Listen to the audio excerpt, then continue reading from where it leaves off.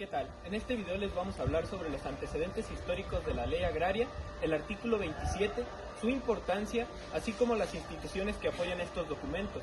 Además, les hablaremos un poco de la situación actual de los ejidos en México. Mi nombre es Timoteo Gutiérrez. Mi nombre es Jorge Benjamín Reyes Arredondo. El nombre de mi compañero es Mario Gerardo Ortiz Aguirre. Mi nombre es José Peña Gasca. Mi nombre es Juan Pablo Núñez.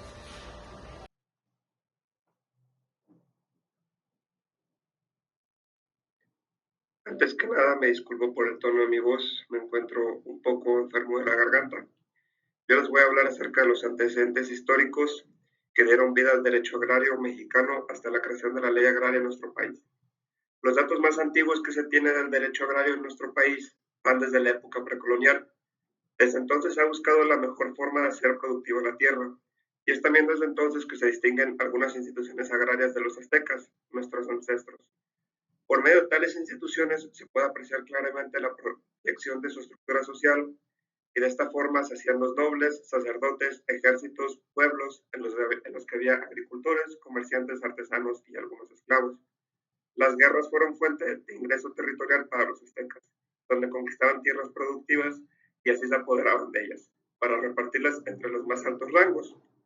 Lo visto en clases nos indica que hay ciertos rangos que se denominaron dentro de la propiedad agraria de nuestro país. Se dividían en lo que era Tlalocali, propiedad del monarca; Ilali, la tierra principal de los nobles; Altepetlali, tierras del barrio; Calpuli, tierras que se repartieron entre cada jefe de familia para cultivarse y sostenerse, en lo que más adelante se conocería como un ejido; Iltichimali, tierras en las que se sostenía el ejército; Tlotalpan, la tierra de los dioses, que se destinaba al mantenimiento de los gastos, y ahí se originaba lo que conocemos como el culto. Luego vino la caída de Tenochtitlán. La corona española adoptó diversas medidas tendientes a organizar la vida política, económica y social de este nuevo y enorme territorio que acababan de anexar, donde se crearon instituciones en las que su primer término fue la creación de la encomienda, cuyo propósito era modificar las costumbres de los naturales y ofrecer tributos y tierras. En la época colonial, los españoles ofrecieron diferentes formas de hacer del campo un eje económico y productivo: la encomienda, las composiciones y los mayorazgos, además de la hacienda principalmente. La encomienda fue un premio que se concedió a la mayoría de los soldados que vinieron con Cortés. Se les concedió el derecho a explotar directamente el trabajo a los indios, principalmente dirigido a la encomienda. La conquista representó un cambio rápido, dramático y en la mayoría de los casos violento en la forma de vida de un centenar de grupos étnicos distintos. Se le debe agregar la introducción de nuevos cultivos y de la ganadería, la sustitución de nuevas deidades a partir de las antiguas y la pérdida de formas de gobierno y de vida tradicional. En la Nueva España se llegó a dividir en tres grupos este tipo de sucesión agraria.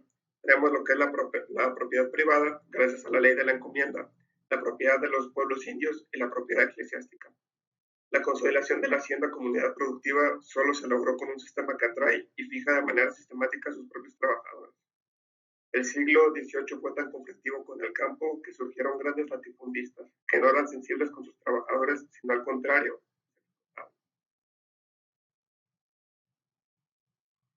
Luego nos brincamos a un periodo de la historia mexicana que más antecedentes históricos ha generado para el derecho agrario en nuestro país.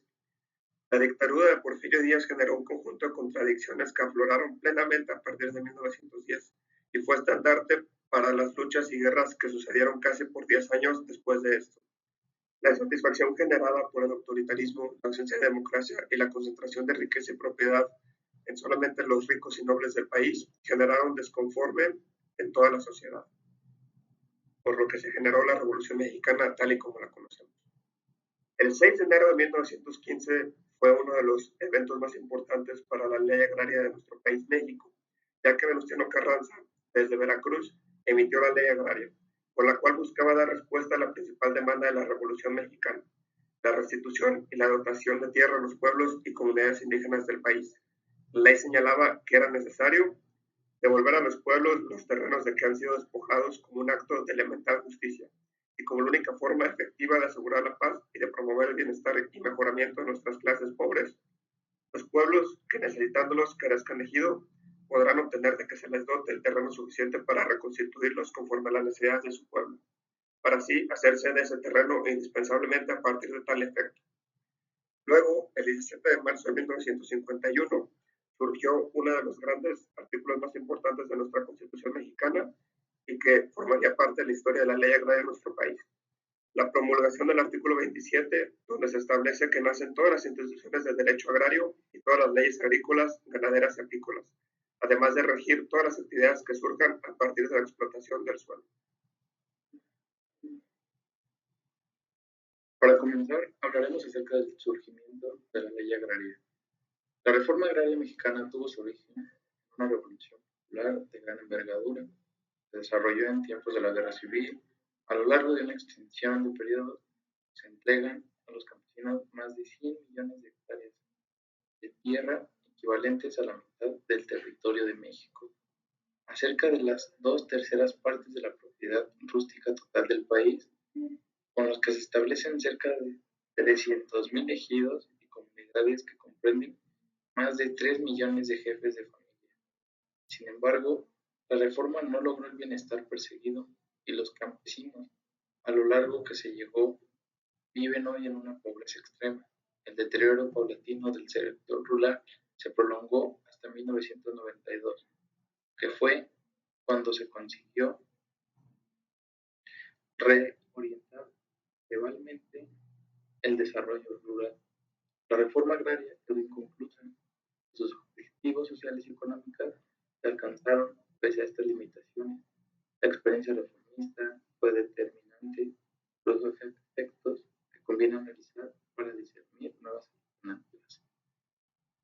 Y acerca de la creación del artículo 27, se habla acerca de cuándo se cerraron las opciones y las instancias de gestión pacífica. Los pueblos campesinos se incorporaron a la Revolución Mexicana para así restaurar la justicia y la razón.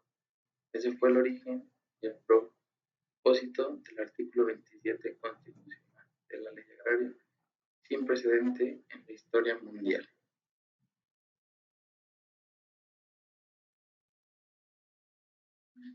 Buenas tardes. Yo les hablaré de la importancia y relevancia de la legislación agraria para promover el desarrollo integral de la vida productiva en el campo mexicano. Bueno, pues para recordar, esta ley de carácter social nos sirve para promover políticas públicas en favor de la justicia social en el campo en una forma y una buena forma de encontrarla. Con esto que menciono podemos deducir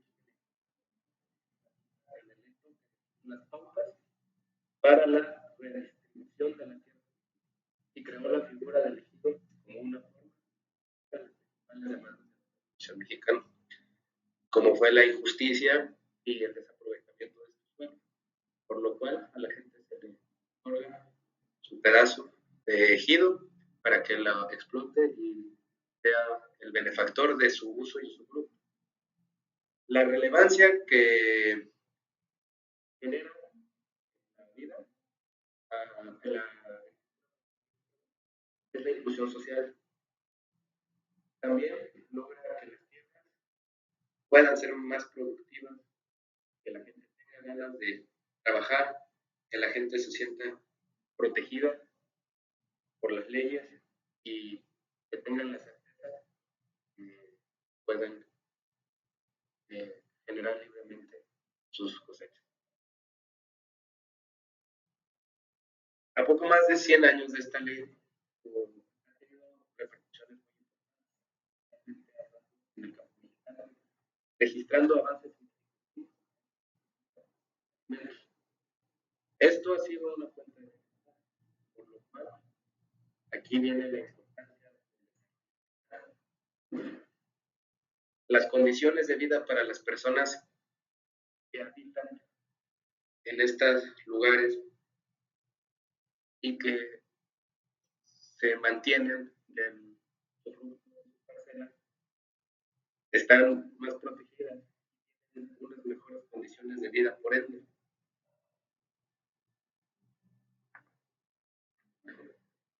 Esto mismo impulsa las cadenas productivas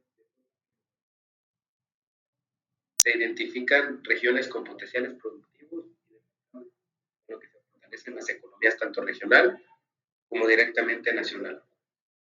Pues esto se puede resumir en la que ha generado esto, tanto como ley para tener procesos por los cuales llevar a cabo todo como también el desarrollo integral, que es el bienestar y, y su calidad de vida. Gracias. Las instituciones del derecho agrario son 5. Empezamos en orden de mayor importancia a menor importancia.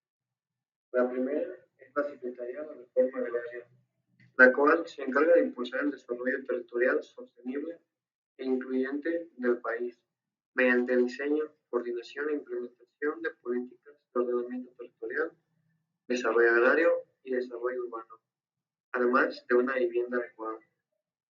Como 2 tenemos la Procuraduría Agraria, la cual es una institución dedicada a la defensa de los derechos de los sujetos agrarios, brinda servicio, asesoría jurídica, arbitraje agrario y representación legal. Promueve la conciliación de intereses y la regulación de la propiedad y el fortalecimiento de la seguridad jurídica en el campo. Como 3 tenemos el Registro Agrario Nacional, el cual es un órgano desconcentrado de la Secretaría de Desarrollo Agrario, Territorial y Urbano. Se encarga del control de la tenencia de la tierra regional y comunal y de brindar la seguridad jurídica, documental y derivada de la aplicación de la ley agraria. Y número 4 tenemos los tribunales agrarios, los cuales son órganos generales dotados de plena jurisdicción y autonomía para dictar sus fallos a los términos de la fracción 19 del artículo 27 de la Constitución Política de los Estados Unidos Mexicanos, la administración de la justicia agraria a todo el territorio. En quinto lugar, tenemos el Fideicomiso Fondo Nacional de Entidades, las cuales, uno de sus objetivos o puntos más importantes, es administrar los fondos comunales e entidades que determinen la asamblea de los núcleos agrarios.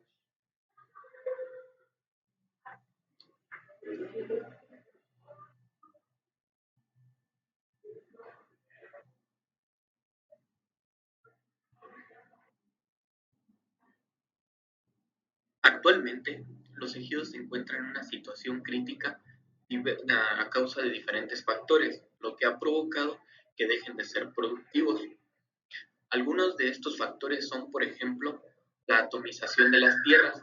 Esto quiere decir que se hacen secciones muy pequeñas de parcelas, lo cual de cierta manera disminuye la productividad de los mismos. ¿Por qué? No es lo mismo a trabajar una sección pequeña de tierras a trabajar una sección amplia y extensa, pues al trabajar en grandes extensiones de tierra se eficientizan los recursos, las labores culturales, maquinaria, y se amortigua el gasto de los mismos.